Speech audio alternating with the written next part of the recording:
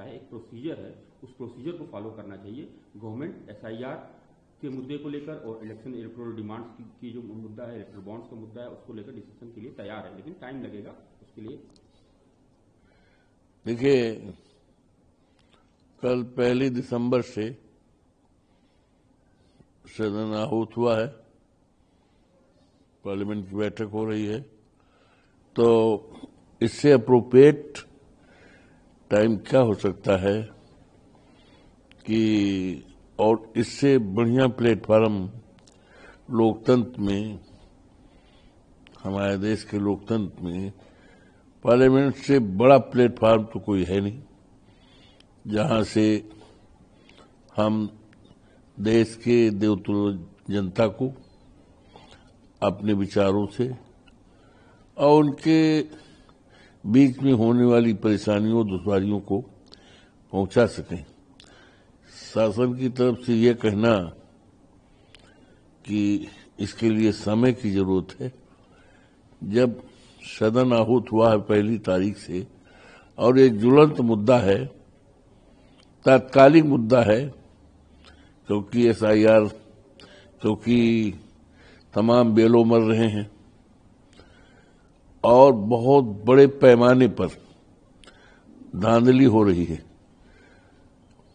एक सोची समझी रणनीति के तहत लोगों के वोट काटे जा रहे हैं। PDA के वोट काटने की एक नियमित साजिश है और आधे दर्जन से ज्यादा तो बेलों मर गए, आत्महत्या कर लिया।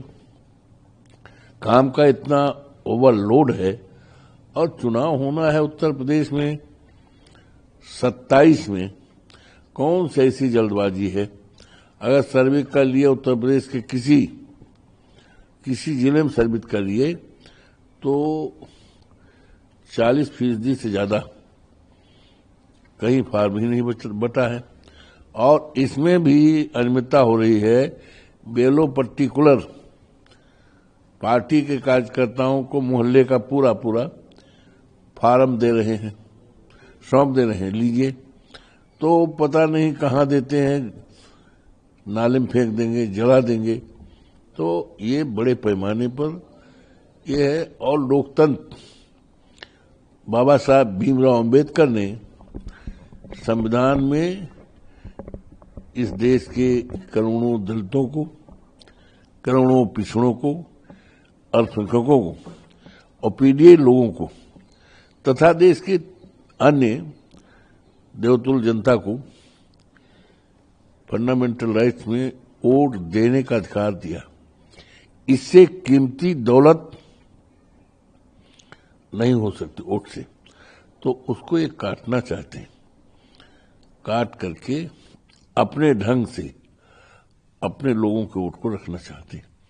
तो ये कहना कि और समय चाहिए, किस बात के लिए समय चाहिए, कौन सा समय चाहिए, कौन सा वो समय आएगा?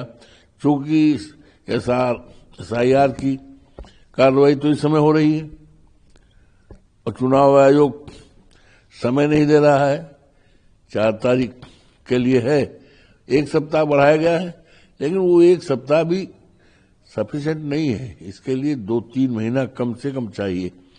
तो सरकार का ये कहना, ये सरकार बचना चाहती है विपक्ष के सवालों को, जो तात्कालिक सवाल है, जनहित से जुड़े सवाल हैं, लोकतंत्र से जुड़े सवाल हैं, बाबा साहब भीमराव अंबेडकर के संविधान से जुड़े सवाल हैं, तो इसमें और समय की आवश्यकता की मांग करना विपक्ष की बातों को दबाने का एक प्रयास है। अपोजिशन से उसको लेकर 2 अलग-अलग लीडर्स ने, अपोजिशन लीडर्स ने बयान दिया है। प्रियंका चतुर्वेदी शिवसेना UBT की लीडर हैं, उनका कहना है कि अगर ड्रामे की बात की जाए तो कोई अगर ड्रामा करता है तो BJP पार्टी ड्रामा करती है। उनका ये भी कहना है कि डेमोक्रेसी के नाम पे कुछ रह ही नहीं गया है, गवर्नमेंट न तो डेमोक्रेसी को फॉलो करती है, न तो डेमोक्रेसी में विश्वास करती है। और ये भी वो कह रही हैं कि बीजेपी जो है डेमोक्रेसी को खत्म करने के लिए पूरी तरह से काम कर रही है। वहीं अधीर रंजन चौधरी हैं जो कांग्रेस के लीडर हैं, उनका कहना है अगर ड्रामा पीएम कह रहे हैं कि ड्रामा है तो उनसे बड़ा ड्रामेटिस्ट कोई है नहीं, उनसे बड़ा ड्रामेबाज कोई नहीं।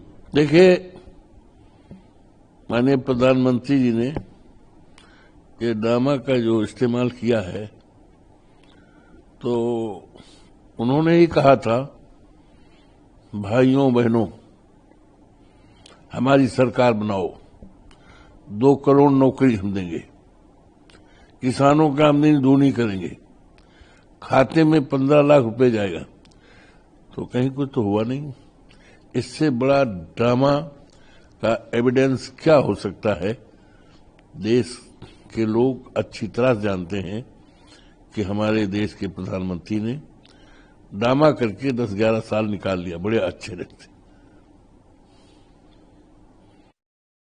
बोला है सेंट्रल गवर्नमेंट की तरफ से, बोला गया है सारे मोबाइल मैन्युफैक्चरर्स को ये संचार साथी ऐप जो है बाय डिफॉल्ट मोबाइल में होगा, ताकि IMEI का जो दुरुपयोग होता है उस दुरुपयोग को रोका जा सके। लेकिन अपोजिशन का ये डिमांड है, अपोजिशन का ये कहना है कि इससे पर्सनल डेटा जो है वो रिवील होगा। वो सही बात है, पर्सनल डेटा जो है वो उसकी जो वो है भंग होगा, तो विपक्ष का कहना ठीक है। हम उससे अपने को तायद करते, संबद्ध करते।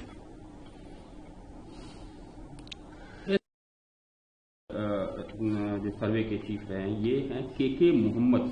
उन्होंने पॉइंट आउट किया है कि मुस्लिमों को ज्ञानवापी मस्जिद को छोड़ देना चाहिए। जिस तरह से मक्का मदीना उनके लिए बहुत इंपॉर्टेंट है, उसी लिए हिंदुओं के लिए ज्ञानवापी है, क्योंकि वो हिंदू एक तरह से हिंदुओं का स्थल माना पाया गया है जो सर्वे में। और उसी तरह से देखिए, ऐसा है इस समय देश के सामने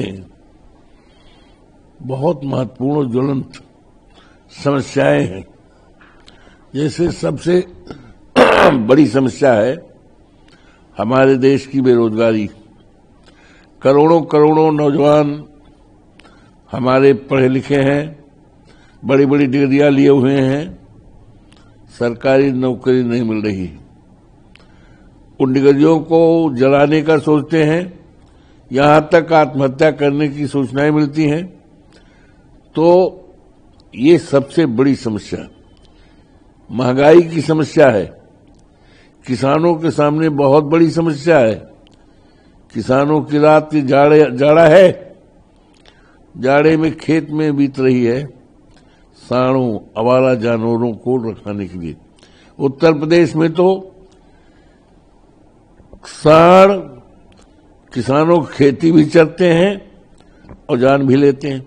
लगभग 5,000 से ज्यादा किसानों को सांडों ने जान ले लिया।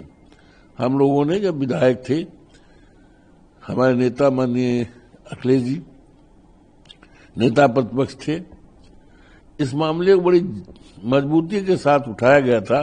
नेता सदन के रूप में माननीय योगी जी थे कि किसानों की फसलों को सांडों से बचाने के लिए, आवारा जानवरों से बचाने के लिए सरकार के पास क्या योजना है।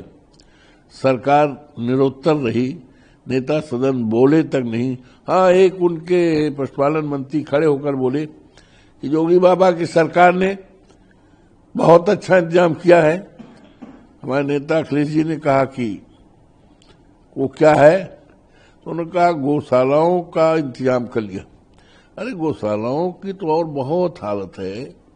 गौ हमारी माता है, हम उसकी पूजा करते हैं, उसके गोबर से हमारे तमाम धार्मिक अनुष्ठान होते हैं, उसमें इस्तेमाल होता है।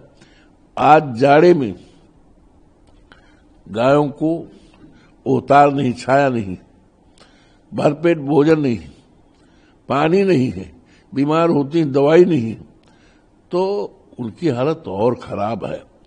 तो इसलिए इस तरह की बातें करने की आज जरूरत नहीं है। आज जरूरत है कि जो हमारी ज्वलंत समस्याएं हैं, मूलभूत समस्याएं हैं, नौजवान की बेरोजगारी का सवाल। किसी देश की दौलत सोना चांदी हीरा जवाहरात नहीं हुआ करता है। देश की दौलत वहां के इंसान होते हैं, वहां के नौजवान होते हैं। तो हमें उस पर ध्यान देना चाहिए और इस तरह की जो मुद्दे राख हो गए हैं उस पर चर्चा नहीं होनी चाहिए। एक डेविड फाइल किया, हाँ, उनका कहना है कि SIR बड़ा सक्सेसफुल रहा बिहार में, उसमें कोई डाउट नहीं है, लेकिन ये आगे आने वाले समय में वेस्ट बंगाल और तमिलनाडु में बहुत चैलेंजिंग होगा। देखिए बिहार में कितना सक्सेसफुल रहा है। बिहार में तो लोकतंत्र पर डाका मारा गया है और आप सोचिए चुनाव आयोग जब किसी प्रदेश में या देश में चुनाव की घोषणा हो जाती है तो आचार संहिता लागू हो जाती है।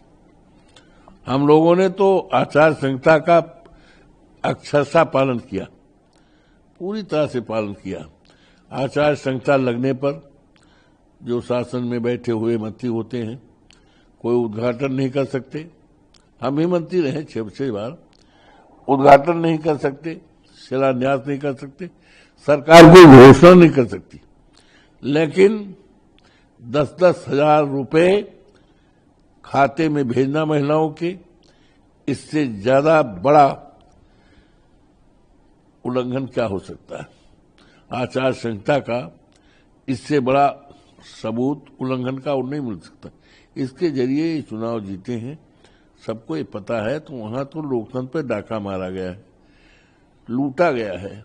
तो SIR का ये कहना कि बड़ा सफल रहा है, पूरी तरह से उसी तरह से है जैसे सूरज पूरब में निकलता है और कोई कहे पश्चिम में निकलता है, यही है।